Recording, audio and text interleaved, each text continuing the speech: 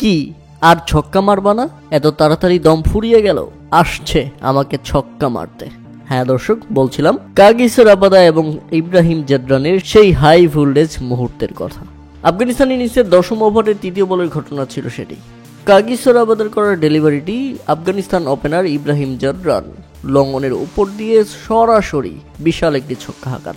তাতে মনে মনে মোটেও খুশি ছিলেন না কাগিসো রাবাদা।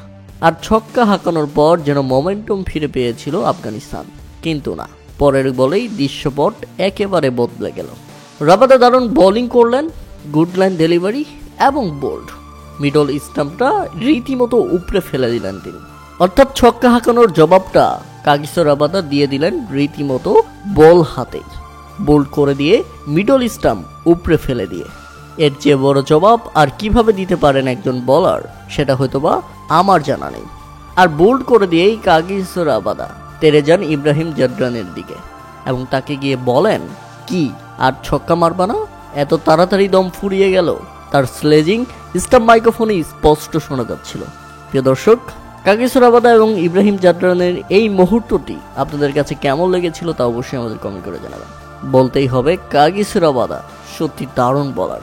কিভাবে কামব্যাক করতে হয়, কিভাবে একজন ব্যাটসম্যানকে চেপে ধরতে হয় এবং উচিত জবাব দেওয়া যায়, সেটা তিনি করে দেখিয়েছেন, যেখানে ব্যর্থ ইব্রাহিম জাদরান।